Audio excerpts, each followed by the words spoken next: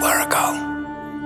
Kamui Kadikungura. Good evening, everyone, and welcome to Gadigal Land. My name is Matthew Doyle. I'm a descendant of the Murawari Aboriginal Nation in the far northwest of New South Wales. This evening, we gathered on Gadigal Land. I was born and raised here. I'd also like to acknowledge the land and the country and the custodians from whichever part of Australia that you may live. Tajibalang, Ornia, Yoli Birong Kumarakungurang, Karikulora, Unkungamania, Talinarangun, Panyachimika Chaklania. We're paying respects to our ancestors, our elders, past and present. We welcome you onto country as family. We extend our hand in friendship and embrace you as family. Didjurigura. Thank you.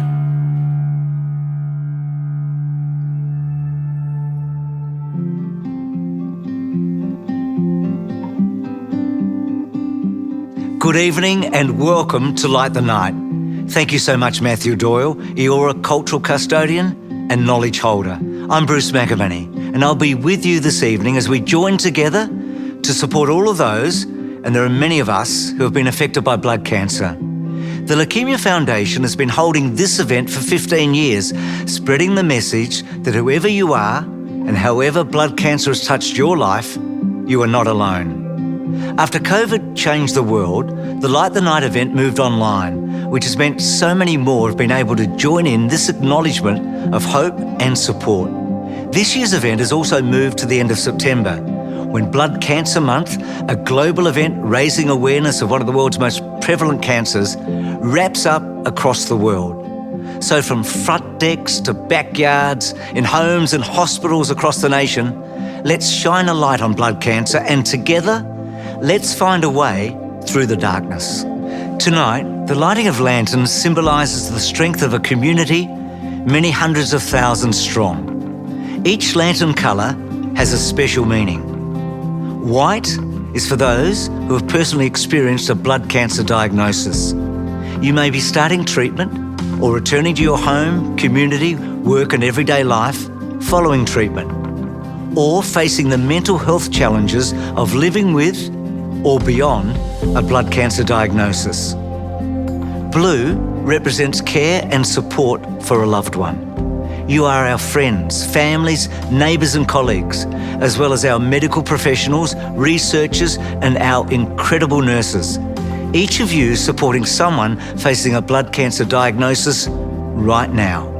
Those with gold lanterns are here to honour a loved one whose life was sadly taken through blood cancer. Earlier tonight, we were welcomed to country by Gadigal elder Matthew Doyle. Like many of us here tonight, Matthew is holding a gold lantern and has experienced the very darkest moments of blood cancer. I know you're watching tonight from wherever you can. You may be in your living room or a hospital bed, and we are grateful to everyone who's been able to tune in. If you are in treatment right now, know that we stand with you. We'd like those who have access to social media to light up your networks and share your special moments.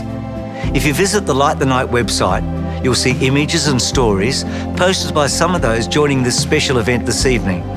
It's fantastic to see so many people across the country taking part. I've added my photo to the map, and I'd love to learn more about you and your journey. Simply post an image to either Facebook or Instagram and include the hashtag LightTheNightAU along with hashtags of your suburb and the colour of your lantern. Everybody's blood cancer story is unique.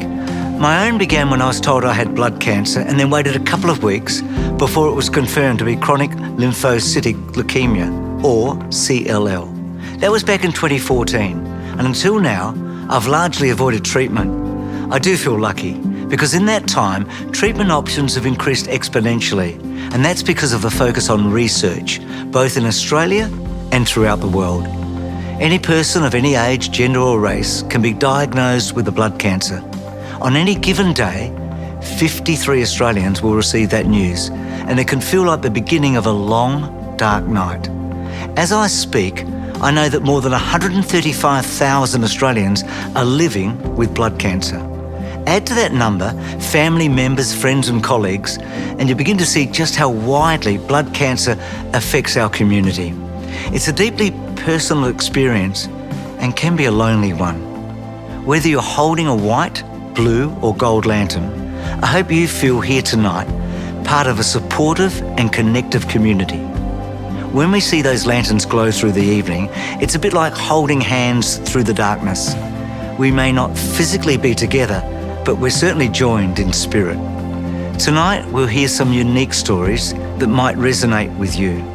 And we hope you'll be uplifted by a performance on Gadigal land from the iconic Aboriginal and Torres Strait Islander dance company, Bangarra Dance Theatre. First though, I'd like to introduce Chris Tanti, CEO of the Leukemia Foundation. Chris, welcome. Thanks for joining us tonight. Let's start with all the work you do at the Leukemia Foundation. Tell us about it. Thanks, Bruce, and thank you for participating in this and agreeing to host it. It's a really important event for our community. We provide a lot of psychosocial support to people. So when you're first diagnosed, it's a shock. We provide accommodation right across the country for people in rural, regional and remote areas who come in to get treatment. We're looking for a cure. And so we put quite a lot of money into research. This year we're putting $4.5 million into research. We have a goal of no lives lost by 2035, and the way we're going to get there is by funding research. Chris, this night's got such a history, hasn't it? What about for you? What does tonight mean? Well, Bruce, it's an important night for the community. We know that there are 135,000 people living with a blood cancer, 19,000 new diagnoses per annum, and we know that that number is set to double by 2035. We talk a lot about the people living with blood cancer, and obviously that we have a very sharp focus on that, but there are those who care for those people as well. There are friends who are connected to it, including those who have lost their loved ones. So, a diagnosis of leukemia, lymphoma or myeloma has a ripple effect right across people's network. I would like, and I think we do largely offer support to all of those people potentially affected by the diagnosis, and we need to reach more of those people. So if I'm watching tonight, Chris, and I feel like I do need some help, I've just had a diagnosis, what's the easiest way of getting that help? Yes, and so what we've done recently, Bruce, is set up a 1-800 number, and people can call that number and speak to one of our clinical team. And these are highly experienced, qualified clinicians who can give people the support, set people in the right direction. Often it might be people who are experiencing symptoms who wonder what the next steps are. But we know that there are partners, family members, friends who also want more information. So the line is available for anyone who wants to ring it. Chris, it's been a real insight. It's inspiring to think that in just over 10 years' time, that the target is 2035, that we might be in a position to lose nobody to a blood cancer disease. So thank you very much. Thank you, Bruce. Whether you're holding a white, blue or gold lantern, all of us have a reason for being here tonight. Every year, ambassadors for each lantern represent the ways in which blood cancer can impact a life. While our stories are unique, there might just be an echo of your own experience in some of those you're about to hear. I'm joined by an inspirational young man, Sage Wilder, who was diagnosed in 2017 with acute lymphoblastic leukemia. Good evening, Sage. It's great to have you with us tonight. Can you share with us what your life was like before your diagnosis, and how did you discover something was wrong? So life before being diagnosed, I was just, hanging out with friends, playing football, working. I was relatively fit at the time, and it just came to a point where, a week or two prior to being diagnosed, I felt a few pains here and there.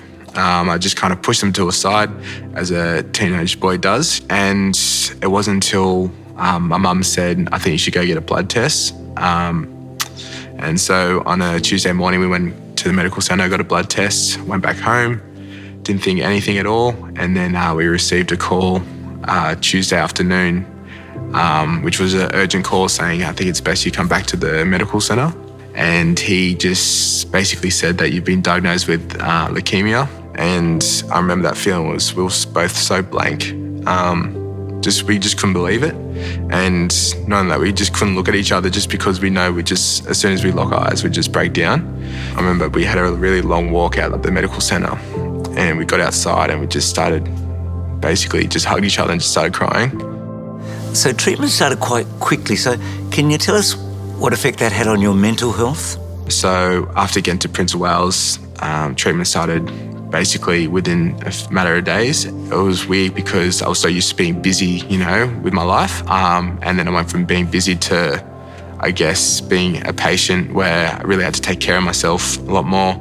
So that was a big life lesson for myself. Mentally, I was actually, I was really positive from day one. Mum and I were together at the time when I first got diagnosed. So seeing her upset, I knew for myself I had to be strong for her. And throughout treatment, that really helped me a whole lot.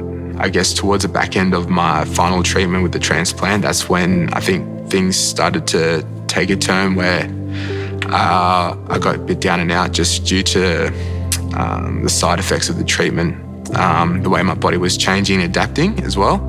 So throughout treatment, I got told that, I was at a high risk of getting the leukemia again. So therefore, they were looking into, I guess, my next chapter of treatment, and that was for a bone marrow transplant. And thankfully, I was very lucky that my dad was actually my donor. They did do a global search, but couldn't find a match. So they had the option of my mum or dad, but they chose my dad. I guess reflecting back on that now, it's just like, that was really special, even though they were there from day one of just, being at the hospital and everything, and they've already done so much. But I guess for him just to, put his hand up to donate was very special for me. You hear that word remission. You've finished your treatment. Does it change the way you look at your life now? I still remember the phone call. It was actually on my birthday, which was lovely. So that was a great, birthday present. Even though that was a really tragic experience for not just myself, but for my family and friends, it was also a very positive experience because I learned a lot about myself. My friends and family got a whole lot closer, which was beautiful. I think we can say congratulations on the fantastic news that you and your partner are engaged and you're expecting a baby. Yeah, I'm honestly over the moon, especially about the little bub. From the treatment side of things, I got told, a few times just with the treatment that it can affect your fertility, and to be engaged, the love of my life is I'm very fortunate. What does it mean to represent all white lantern holders that are watching tonight?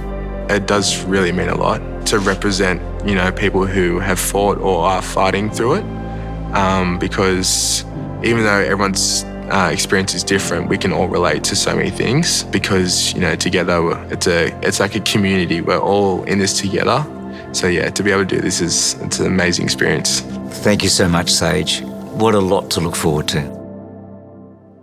I'd like to introduce you to a blue lantern holder, a mother working as a haematology scientist whose son was diagnosed last year with blood cancer. Emma Jones-Perrin is Brisbane-based. Her son Elliot was just 21 when he received the news. Emma, can you please talk us through your experience and why you're raising a blue lantern this evening? The blood cancer experience of our family is about 18 months old. Just early March last year, my son Elliot, who just turned 21 a few weeks earlier, was unwell enough to find himself being taken to hospital early one morning. He'd been unwell for a few weeks, suffering intermittent, quite severe pain in his chest. A couple of days later, he was diagnosed with blood cancer. I want to raise or represent those people who support people with blood cancer. Not only the family and friends of people suffering from blood cancer, but the doctors, the nurses, the scientists, the professional healthcare workers, the operational healthcare workers that are really there to support that person through their treatment, their diagnosis, their treatment, and their recovery. As a scientist studying blood diseases, did you have any idea what lay ahead for Elliot?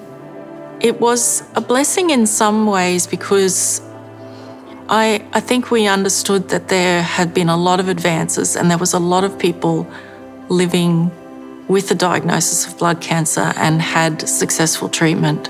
But from a point of view of being on the healthcare side, it was shocking, but I guess we didn't really have time to show our shock or our concern as much because we needed to be there for Elliot.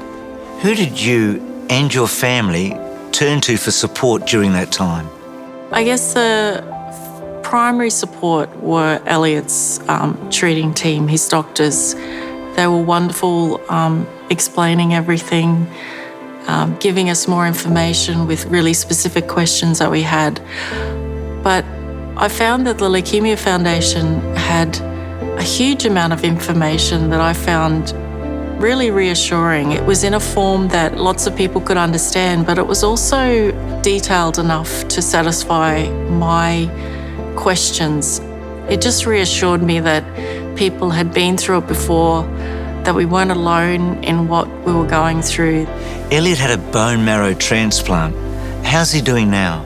There was always talk that he would have a bone marrow transplant, and the search for a suitable donor happened from very early on. And during that time, he started induction chemo, which is a very intense chemotherapy used for AML, acute myeloid leukemia.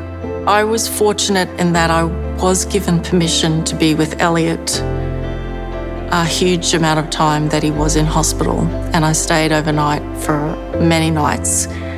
This was during lockdowns in Brisbane, and it was very hard for the rest of the family because only one person could visit. So I was the only link between Elliot and the rest of his family and friends. A few weeks later, once his counts recovered for a second round of chemo, they'd found a donor. They found a full match, another 21-year-old male somewhere in the world, which was wonderful news. Within 4 weeks, Elliot was home. It wasn't plain sailing, but now a year later, he's home. He's had his 1 year post-bone marrow tests. Everything's clear with regards to his leukemia diagnosis, so he's in remission. It's great to hear that Elliot is in remission. What does life look like for your family now? Everything's going well at the moment. Elliot is pretty much back to his pre-transplant health. He's spending a lot of time doing things that he loves. I wouldn't say that we're ever going to get back to normal though. I think that we're forever changed, having gone through what we've gone through, and we will continue to go through for many years.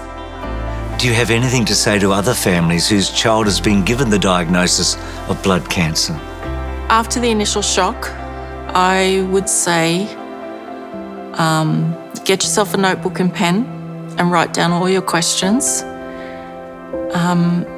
Whoever's going through the diagnosis themselves, they're going to need someone close that can be their advocate. The only other thing that I would recommend, and you have to wait till you're ready to talk to your extended family and friends, is encourage them to become regular blood donors. Anyone aged between 18 and 35 to consider whether they'd go on the bone marrow register to be a potential donor for someone like Elliot. Because in the case of Elliot, that's his only opportunity for a potential cure. Thanks so much, Emma. When blood cancer touches a life, everything changes. Others might continue on as normal, but for you, it can feel like the rug has been pulled out from under your feet. The blood cancer support professionals at the Leukemia Foundation see it every day, and they get it. Let's hear from Blood Cancer Support Coordinator Amber, based in Brisbane. The blood cancer experience can be a really lonely time. I often work with people who are isolated because of their compromised immune system, or who are far from home as they've had to move to an unfamiliar city for treatment. People can also feel isolated because blood cancer can be a hidden illness. They may look well when they feel anything but. It can be a cancer that makes you miss out on things, big family events and key moments in your life. Teenagers can miss those important rites of passage, parents can miss out on being the parent they want to be, and career or other opportunities can be missed due to treatment, fatigue or risk of infection. It can all be really overwhelming, and my job is to support people through that in whatever way I can. Some people, both those living with blood cancer and their loved ones, feel like their worries are a burden to others and they don't want to offload onto them any more than they do. It helps them to have someone they can talk to who is outside their situation but understands what they're going through. Nights like Light the Night are so important for reminding people there's a whole community out there that gets it. I'd like to introduce you to Sabrina Abawi from Sydney, who shared her experience following the loss of her sister Summer to a rare combination of both acute lymphoblastic and acute myeloid leukemia last year. Sabrina, tell us about your relationship with Summer. Summer was 24 years of age. She was 8 years younger than me and she was my absolute everything. I mean, there's no words for me to describe what an amazing sister she was to me. She was a lady of high morals, and I guess laughter, love and respect were very high qualities that she possessed for herself. My God, life was short with Summer, but it was the best years of my life. Her diagnosis came as a shock. She had just recently come from an overseas trip with my mum. It was a trip of a lifetime for her. It was only just a month after she had come back. And as per her normal schedule, she went to work, went to the gym, came home one night. She yelled for my mum to go upstairs because she had found a lump under her arm. I was trying to reassure her that it was, it's fine, we'll go to the GP tomorrow. But she said, no, I don't think so. I don't think I'm okay. It took 6 weeks for her diagnosis to come. So from scan, they couldn't pinpoint exactly what sort of blood cancer she had. And it was only up until Christmas of 2019 where she called me to say that she had leukemia. So what was that like for you? Why is this happening to her? Why is life so unfair to her? Why are all her peers enjoying her life? But we were strong for her. Sounds like you and your family were incredible support for Summer. Where did you all turn for your own support? I guess my mum and my husband were a strong support for me. Our family came together to really just focus on her treatment. And the Leukemia Foundation gave us tools to be able to cope with the day-to-day challenges of being diagnosed, putting us in contact with other families that were going through something very similar, and we were able to bond, and my mum was able to connect with their mothers, and I was able to connect with their siblings, and it was just a sense of this wider community that we're all going through something together. You were Summer's stem cell donor. How did it feel for you to be involved in her treatment in that way? It was an honour for me.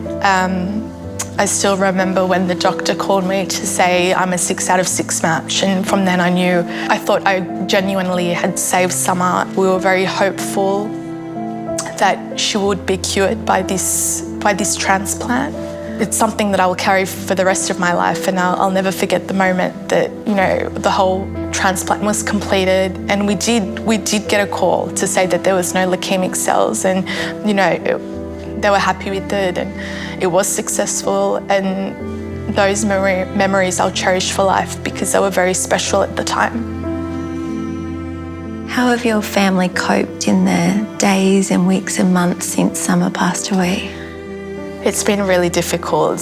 We have probably been able to comprehend it a lot better than when it initially happened, but the grief is still there, the sadness is still there, the emptiness is still there. She's deeply missed. It would take a long, long time for us to get some normality back. She bravely fought blood cancer. She won the race in her own way, I think, and I'm proud that I had a brave sister that did this. Thanks so much, Amber and Sabrina. Though we are not physically together tonight, I hope you feel a sense of togetherness with so many others affected by blood cancer. Remember, if you or a loved one are experiencing feelings of grief or bereavement or have questions, the Leukemia Foundation can help you make sense of it all. You can call 1-800-620-420 to connect with a blood cancer support professional like Amber, who we heard from a short time ago. You are never alone. If you call out of hours, you can leave a message to request a call back or visit bloodcancer.org.au. Tonight, we're here for the 53 Australians who were told today that they have blood cancer, and for the 53 people who will learn of their diagnosis tomorrow and every day. It's now time to dim your lights as we begin the lantern lighting ceremony. For all those with a white lantern, your lantern is a symbol of your own personal blood cancer journey. This signifies your unique experience, your journey so far. Standing together, we acknowledge the fear that accompanies a diagnosis, the time sacrificed to treatment, weeks, months, and sometimes years, the strength and courage needed to keep going in hard times. Your white lantern is a symbol of hope. Hope for a better future for those who follow in your footsteps. Your experience might be unimaginable to anyone who has never faced blood cancer. Know that thousands of Australians stand with you tonight and always. For those with a blue lantern, your lantern symbolises the incredible support surrounding every member of the blood cancer community. Brothers, sisters, mums and dads, partners, friends, colleagues, carers and healthcare professionals. All of you carry your loved ones in their toughest moments. You are the hand squeezers, the shoulders we cry on, the person we might turn to when life is scary and uncertain. Your blue lantern says to every white lantern holder that you are right there alongside, providing strength and hope. Blue is the colour of the Leukaemia Foundation and represents an unwavering commitment to beat every blood cancer. Without you, we cannot light the night. Thank you. Gold lantern holders. The light you hold represents a loved one who is no longer here, but forever with you. Its golden glow represents the love you shared and the light they shone in your life. Remembered, loved. You have experienced the very darkest moments a blood cancer diagnosis can bring. And your lantern signifies hope for the day when no lives are lost to this disease. Hold your gold lantern close as we take a moment of silence in memory of your loved one.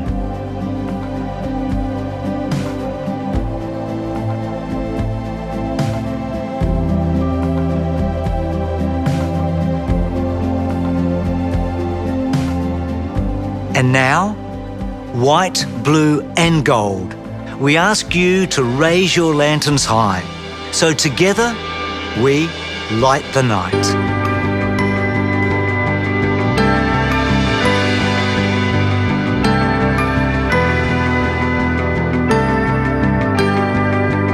Lately I found when I start to think aloud, there's a longing in the sound. There is more I could be.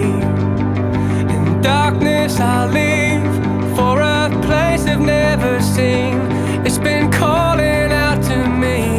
That is where I should be. We never carry days on our own, but now it's up to us to know the weight of being so much more. We will find ourselves on the road.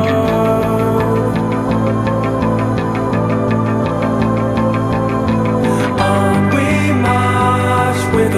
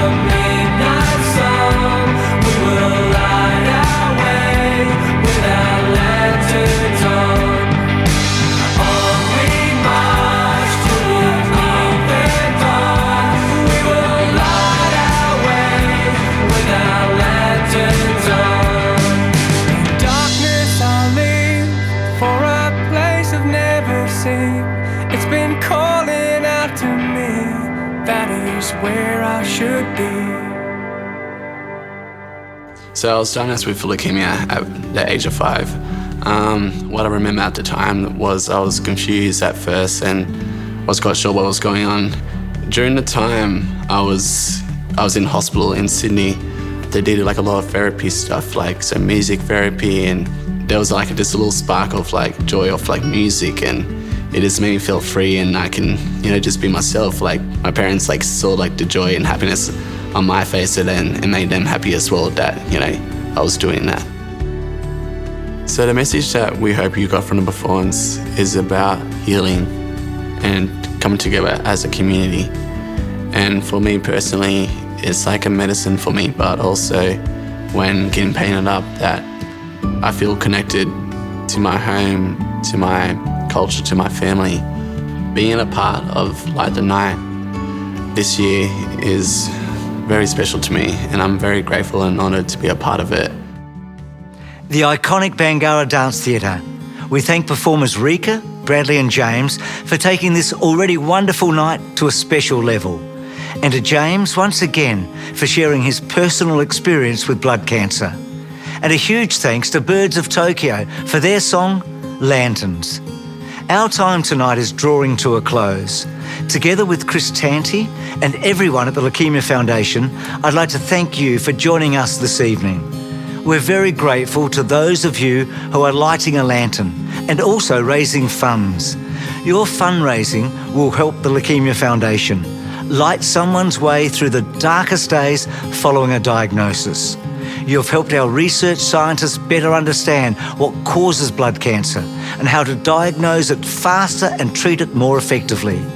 Your support will save lives. And with that in mind, we'd like to take a moment to recognise some very special individuals who've gone above and beyond to raise vital funds for the Leukemia Foundation. Our deepest thanks to you all. There's still time to add your contribution. Just head to lightthenight.org.au to find out how you can help make someone's path brighter.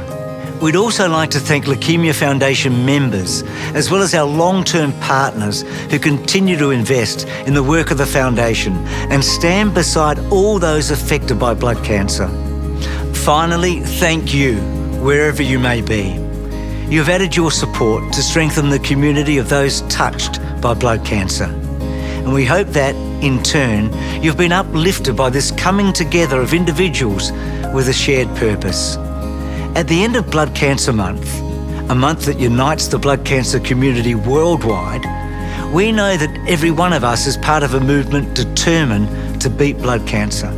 From lighting lanterns and raising funds, to lighting up social media by sharing moments from your night, it all helps bring a much brighter future.